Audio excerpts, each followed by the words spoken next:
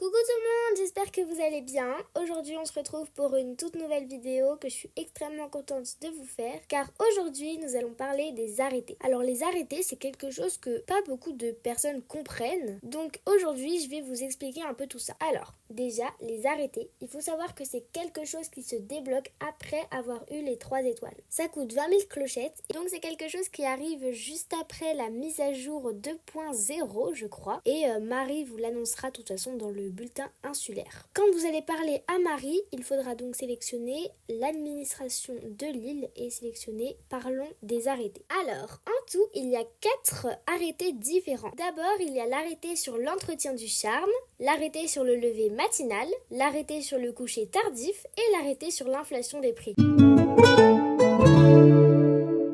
L'arrêté sur l'entretien du charme consiste tout simplement à faire en sorte que votre île ait plus de charme. Par exemple, il élimine les cafards, il va aussi vous empêcher de pêcher des déchets et il va diviser par 2 le nombre maximum de mauvaises herbes. Les résidents arroseront aussi parfois vos plantes à votre place et les chances de croisement ou de reproduction des fleurs seront augmentées.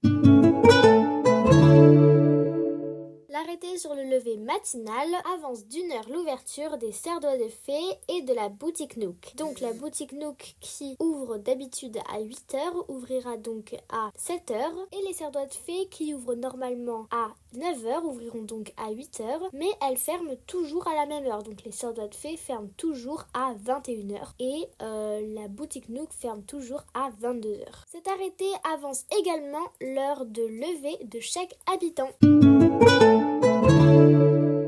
L'arrêté sur le coucher tardif va en fait être pareil mais en inversé. Je m'explique. Si par exemple la boutique des sœurs de fée ferme à 21h, alors avec le coucher tardif elle fermera à 22h mais restera à ouverture de 9h. Et ça va être la même chose pour la boutique Nook et les habitants.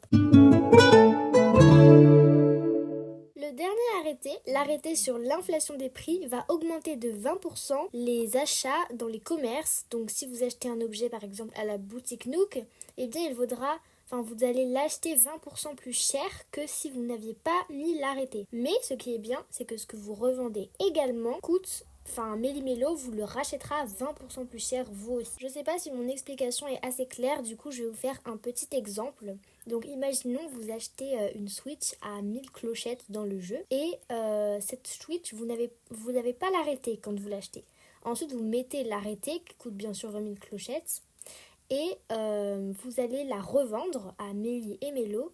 Et du coup, vous allez pouvoir la revendre 20% plus cher que ce que vous l'avez acheté. Donc, vous allez la revendre 1200 clochettes. Mais du coup, si vous la réachetez avec l'arrêté, elle coûtera 1200 clochettes. Donc, je sais toujours pas si c'est clair.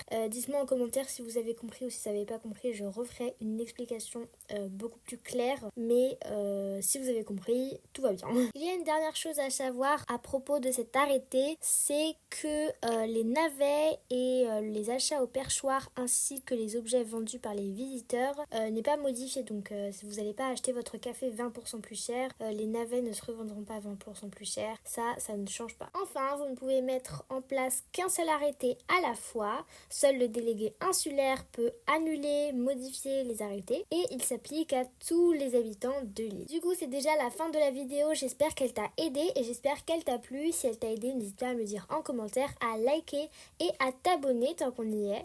Et sur ce, ciao, à la prochaine!